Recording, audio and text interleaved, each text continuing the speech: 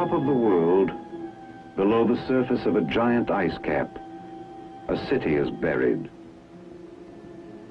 Today on the island of Greenland, as part of man's continuing efforts to master the secrets of survival in the Arctic, the United States Army has established an unprecedented nuclear-powered Arctic Research Center.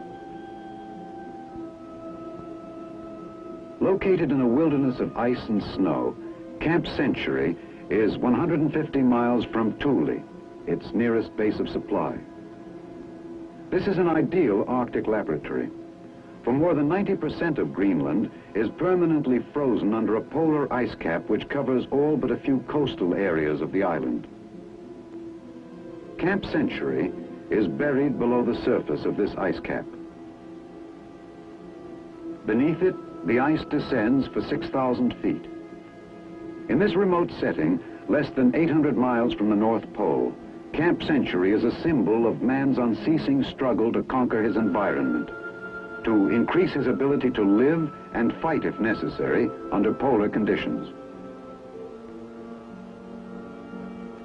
This is the story of Camp Century, the city under ice. It was in May 1959, after more than a year of preparation, that a small party of Army engineers conducted the final search to select a site for Camp Century. Listen now to the voice of Captain Tom Evans, the young officer who was in charge of the construction of the camp.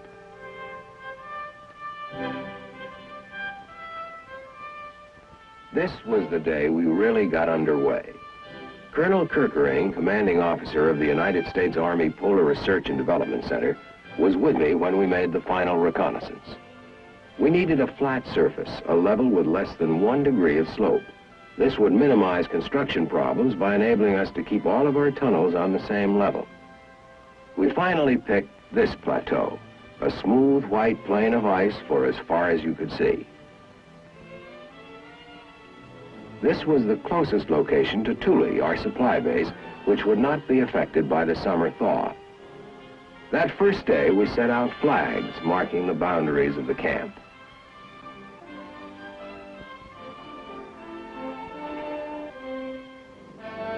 This is rugged country.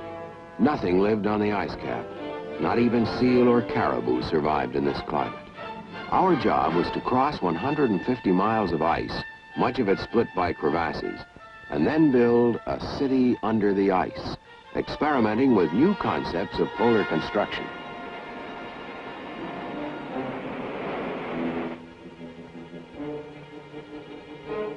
It was several weeks later, at a point where the ice cap sloped down to a narrow strip of barren land along the coast, that our supplies began rolling in by truck for transfer to sleds. To make this transfer possible, we'd had to build a 3-mile road up onto the edge of the ice cap.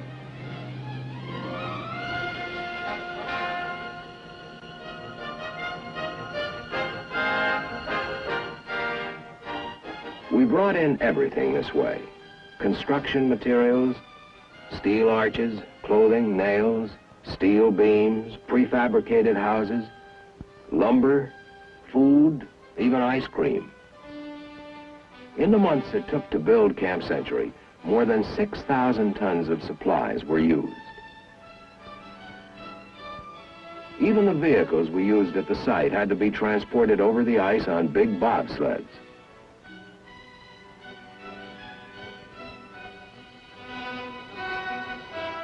We called these convoys of 10 and 20-ton sleds heavy swings.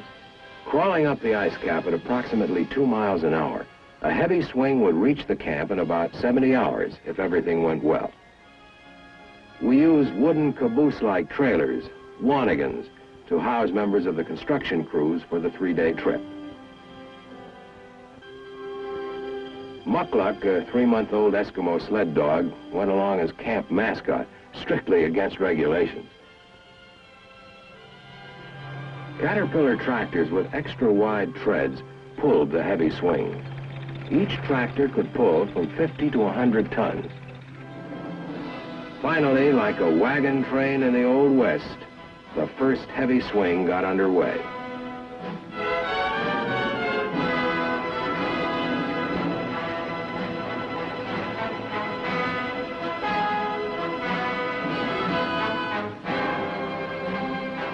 At the same time, we used another type of smaller vehicle to transport an advance party.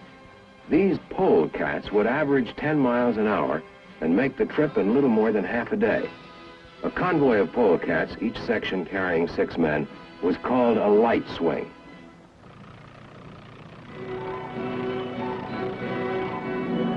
We also used light aircraft.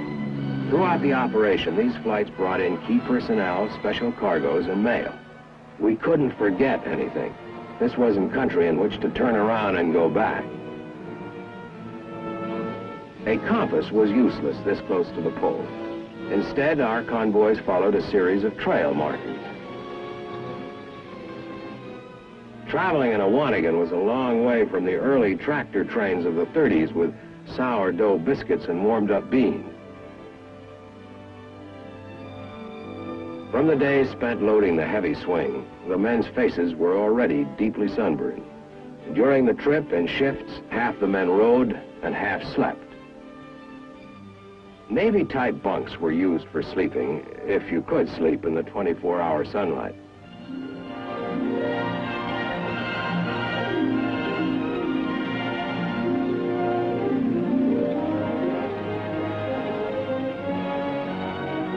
First to arrive at the surface work camp were the aircraft. A few hours later, the polecats pulled in. For the next several months, this primitive scene of crowded James Way Arctic huts with outdoor latrines was our home. Now the real job began. Altogether, I had 4 other officers and a hand-picked group of 11 non-commissioned officers to help supervise the military construction crew of Camp Century.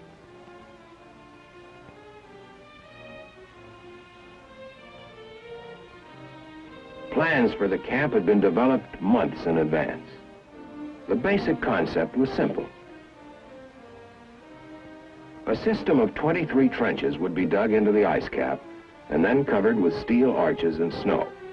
Branching off the main communication trench would be a series of lateral trenches housing complete research, laboratory, and test facilities, modern living quarters and recreation areas, and a complex of support facilities. Since transporting great quantities of diesel fuel over vast Arctic wastes was impractical, we would install a nuclear power plant. To be absolutely certain that work was progressing properly, I held nightly construction conferences. Each of the men assigned to me was an expert in some aspect of heavy construction.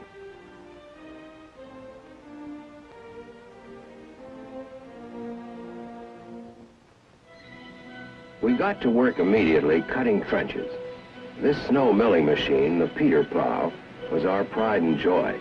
Manufactured in Switzerland, it could handle up to 1,200 cubic yards of snow an hour. Designed to clear roads in the Alps, it was ideal for our purpose, being capable of making extremely precise cuts. It was usually operated by 2 men, one controlling the machine's horizontal movement, the other controlling its vertical movement and speed.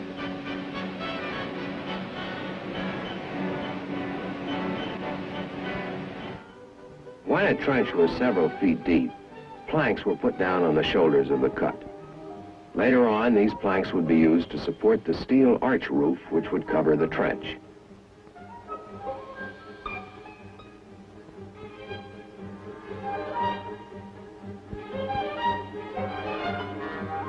Camp Century was starting to grow, and so was Muckluck. We used 3 Peter plows to cut all the different trenches we needed. By making a series of undercuts, the width of most of the lateral trenches was greater at the bottom than at the top. This cut down on the amount of roofing material required. Before long, the first roofs began to go into place. Constructed of overlapping steel arches, these roofs could be put up very quickly. By this time, we had a crew working in a snow quarry cutting large bricks of snow. In this way, we made maximum use of the materials available at the site. Somehow, Muckluck seemed to be everywhere, always making himself useful.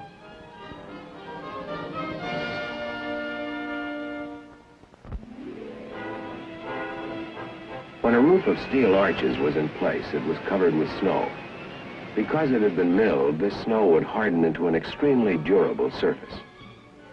Inside each tunnel, at the end adjoining the main communication tunnel, passages were cut through. Not all the excavation could be done by machine. The shovel was still a very useful tool. Next, work began on foundations for the prefabricated buildings that would be placed within the tunnels. Leveling the floor was very important to provide a good bearing for the foundations and prevent any building from settling unevenly.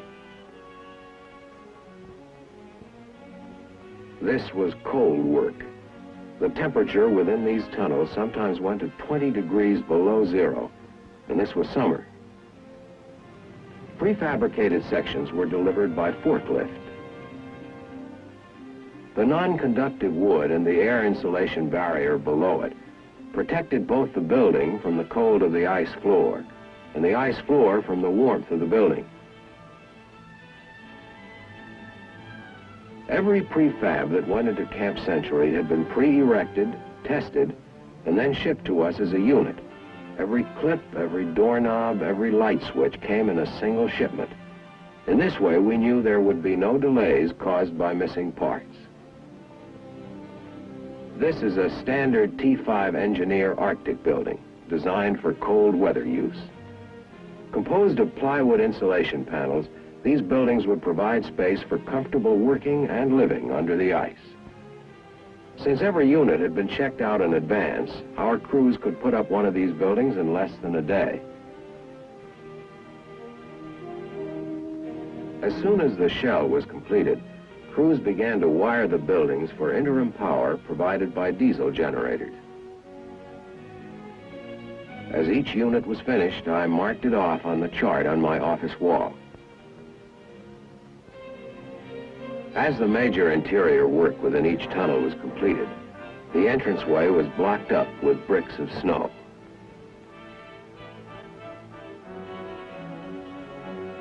It took about 2 days to build one of these walls. Once in place, these bricks would bond together into a solid wall, and only a small entranceway would be left.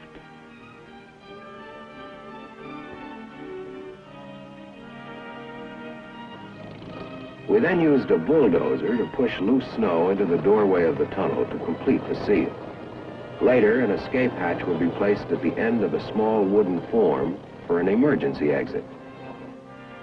When it was completed, the entrance was weatherproof and serviceable.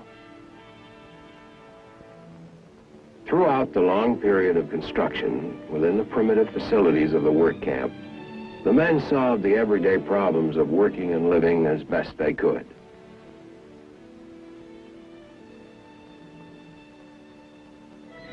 Meanwhile, work had begun on the 4 nuclear trenches. These were the widest and deepest trenches and did not use the undercutting principle.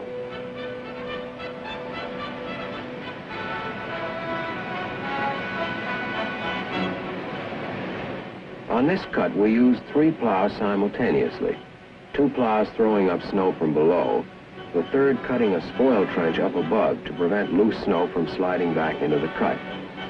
To avoid melting caused by the sun, much of this work was done at night. These scenes were filmed at 2 a.m.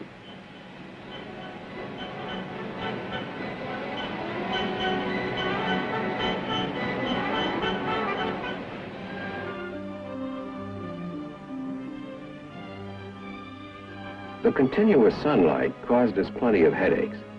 A black tarpaulin was used to protect the section of this 40-foot cut most vulnerable to the sun's rays. Below, foundations and structure for the reactor building were put in place. Until the trench was covered, there was always a threat that the 40-foot arches would collapse a shoulder already weakened by the 24-hour-a-day Arctic sunlight.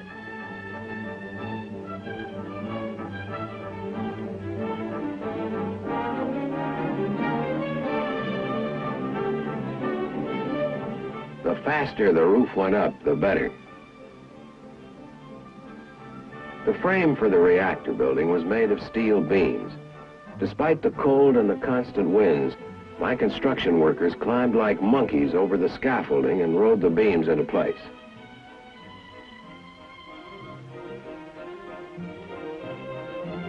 At the same time, within the tunnels already completed, we were installing piping for water and electricity. Heavy insulation material was wrapped around every pipe to protect against the extreme cold. A copper heating element inside the insulation kept water lines from freezing. Flexible sewage lines also had to be run through the camp. At this time, to keep on schedule, we were using 12 and sometimes 14-hour shifts. For like any modern city, Camp Century required a complex of interconnecting corridors carrying a maze of piping of all sizes and shapes. One of our proudest achievements was our solution of the water problem.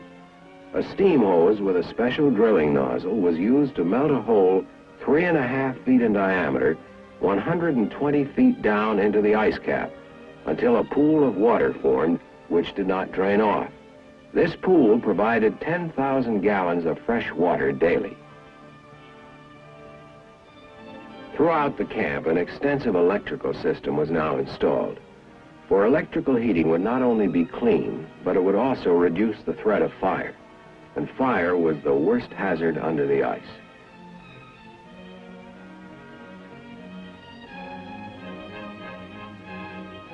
From the very beginning, we had to take precautions against fire, or a storm closing the ramps, or any other disaster which might block the regular entrances to the camp. 16 of these escape hatches were strategically located throughout the various tunnels.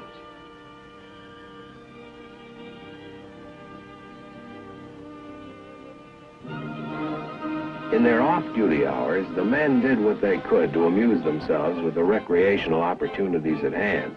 Bronco busting was one favorite pastime. By this time, muckluck was almost full grown.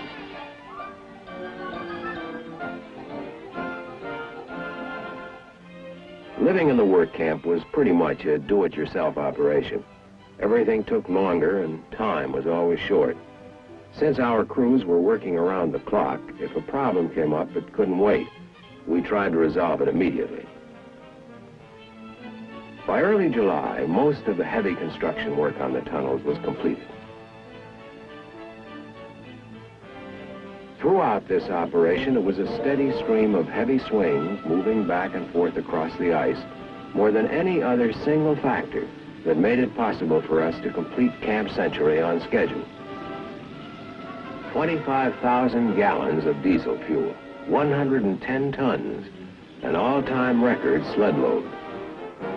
The continuous flow of tractor trains bringing in enormous cargoes were like the dependable tortoise, slow but steady. But they were our lifeline. To service our many vehicles, a maintenance shop was constructed closer to the surface, both as a repair shop and as a garage.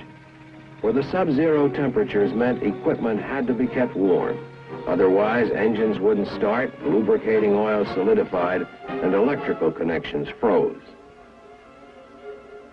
It was at this time that the Marine Fiddler arrived at Thule with the nuclear power plant. Designed for air transportability but transported by sea to reduce costs, the nuclear plant was the last major phase of our operation and the most difficult. This unit, for example, part of a vapor container, weighed more than 21 tons. Awkward to handle and with high centers of gravity, these packages were delivered to the ice cap over a road built specifically for their transport.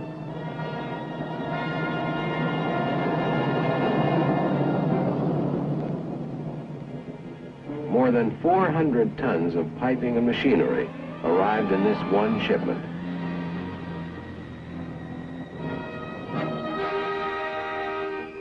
Since the Arctic cold makes metal very brittle, each unit had to be handled with great care. Even a routine impact could cause metal to crack or break. Both Colonel Kirkering and the swing commander checked the loading.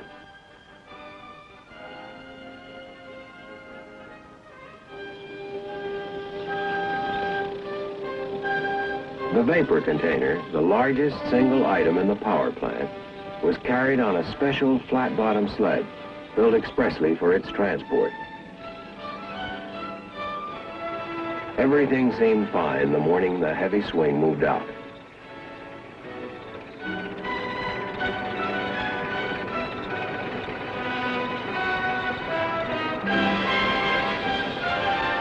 But unfortunately, it was only a few hours later that one of the worst storms of the season blew up. To complete preparations to receive the nuclear plant, my crews bundled up and kept on working.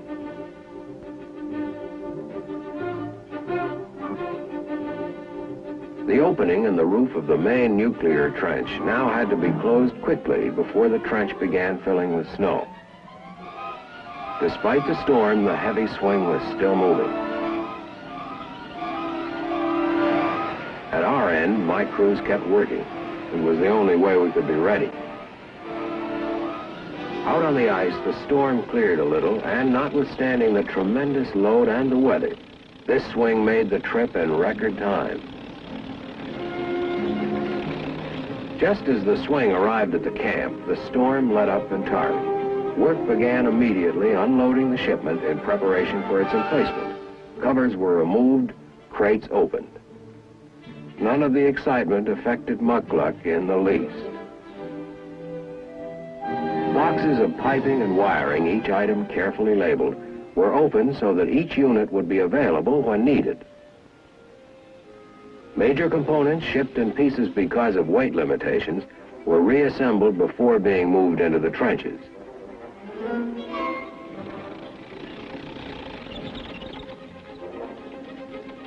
The condenser, 15 tons of steel, was one of the first units to be moved into the tunnel, prepared to house it. When the condenser was slowly winched forward, small track rollers supported its entire weight. Next, still mounted on its special sled, the vapor container was eased down the ramp by 3 tractors, one in front pulling and 2 in back to keep it from slipping. To bear the weight of the vapor container, the reactor building was constructed around a framework of steel beams. The floor was of heavy planking mounted on other steel beams. We had to use hand rigging methods, the best we could do under the confined conditions, to put the nuclear equipment in place. Every step had to be checked very carefully, since the power plant had been pre-fitted in the United States and must be emplaced within a tolerance of 1/8 of an inch.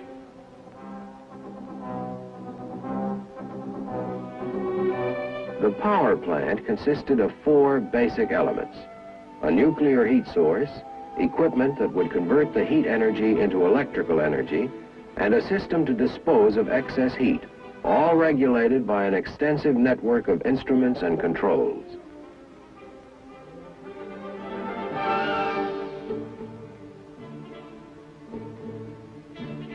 The last buildings to be assembled were those that would contain the nuclear sections.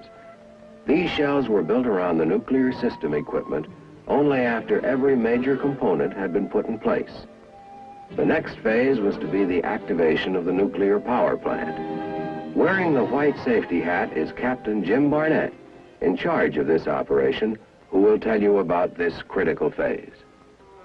We took every precaution in the book, and some that weren't there, to make sure this would work right the first time. When the entire system had been carefully tested, it was put into operation. We were then ready to begin loading the reactor core.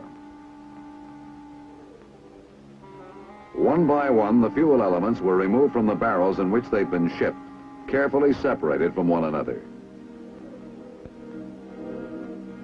Each of these bars, containing approximately 500 grams of uranium-235, was then unwrapped, inspected, and wiped clean of any dust.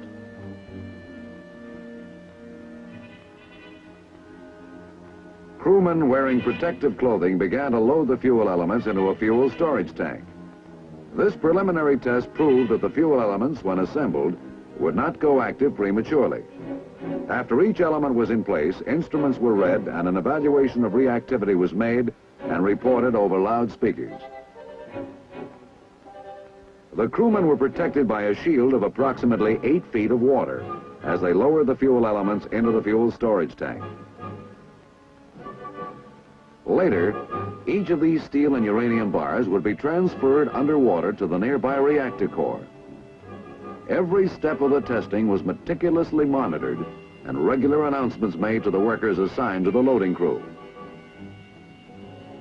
Total U-235 content of the assembled core is 13.376 kilograms. Coefficient of reactivity, 0.935. The assembly is still subcritical. When all preliminary tests were completed, we began to transfer the fuel elements one by one and started loading the reactor core. As each fuel element went into place, the count rate of neutrons released gradually increased. Within the core, to prevent the reactor from inadvertently going critical, control rods were in place. This gradual activation of the pile took almost 9 hours. In this tense atmosphere, we changed crews twice. Above us, it was dark and miserable. With the approach of winter, the sun was preparing to set for the year. Finally, our meters reported a significant increase of reactivity. The whole camp was standing by, waiting, tense.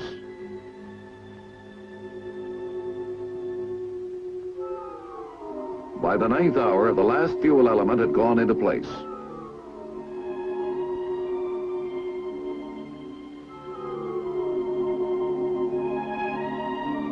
A plot showed the location of every bar.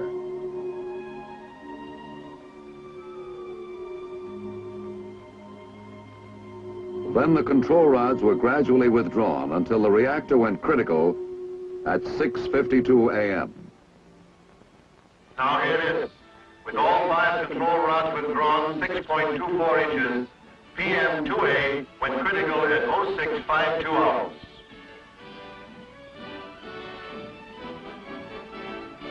Within the next few weeks, the final touches were put to Camp Century. Today, powered by its nuclear reactor, this unique installation is a completely modern community deep under the ice. This is a far cry from the primitive Jamesway huts of the work camp, where 3 showers served 250 men. Here there are showers for all and facilities for every modern convenience.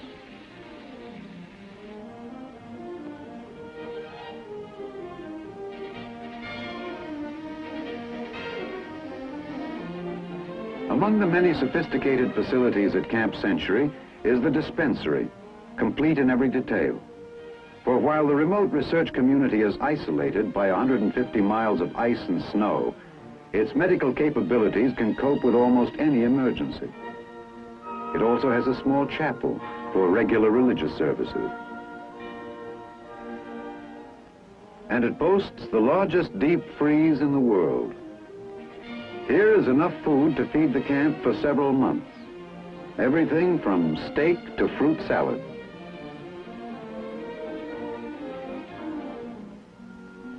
The modern spacious kitchens provide a well-balanced and appetizing menu.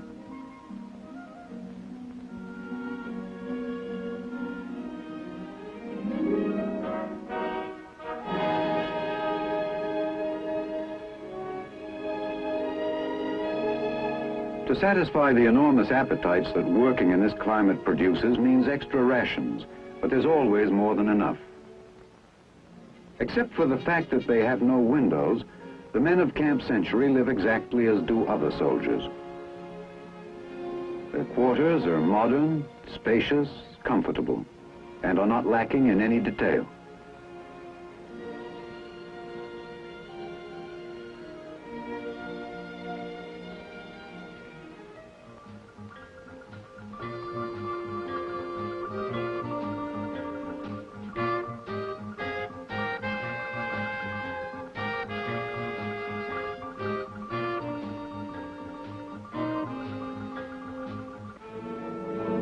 Today, Camp Century is being operated as a year-round Arctic research center.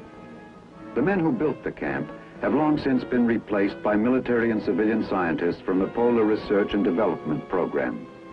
As part of man's efforts to probe deeper and deeper into the secrets of the universe, an elaborate program of tests and experiments is being carried out.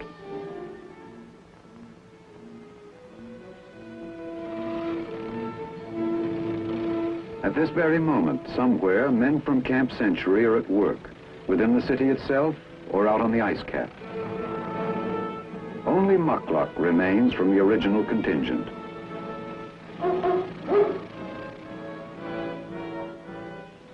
This is the story of Camp Century, of the Army engineers who carved out the underground city, of the many other men of the United States Army who made this project possible, and of man's never-ceasing quest for knowledge.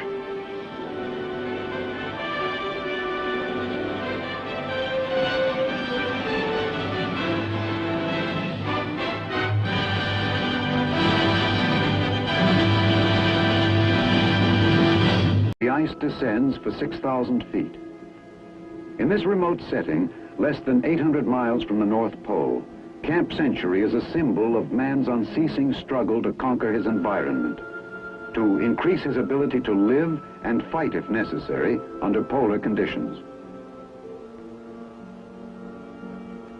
This is the story of Camp Century, the city under ice. It was in May 1959, after more than a year of preparation, that a small party of Army engineers conducted the final search to select a site for Camp Century. Listen now to the voice of Captain Tom Evans, the young officer who was in charge today on the island of Greenland as part of man's continuing efforts to master the secrets of survival in the Arctic.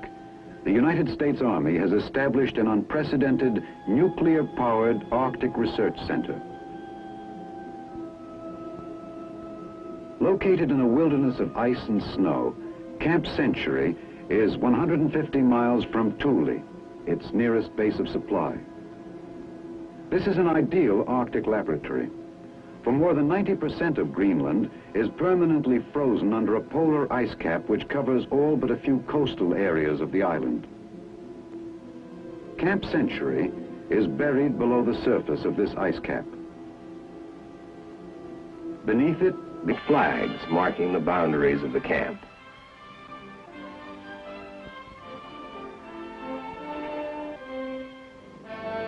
This is rugged country. Nothing lived on the ice cap. Not even seal or caribou survived in this climate. Our job was to cross 150 miles of ice, much of it split by crevasses, and then build a city under the ice, experimenting with new concepts of polar construction.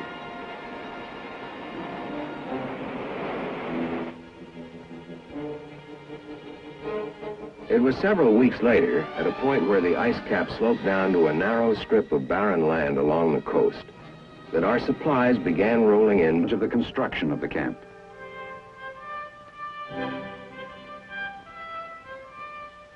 This was the day we really got underway. Colonel Kirkering, commanding officer of the United States Army Polar Research and Development Center, was with me when we made the final reconnaissance. We needed a flat surface, a level with less than 1 degree of slope. This would minimize construction problems by enabling us to keep all of our tunnels on the same level. We finally picked this plateau, a smooth white plain of ice for as far as you could see.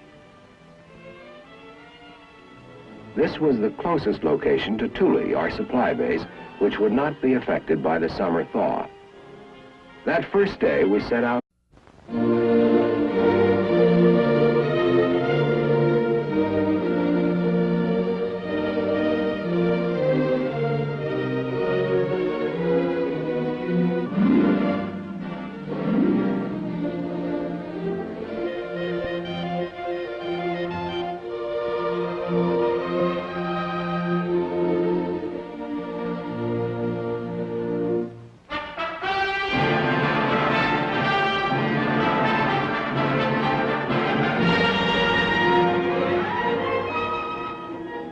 on the top of the world, below the surface of a giant ice cap, a city is buried.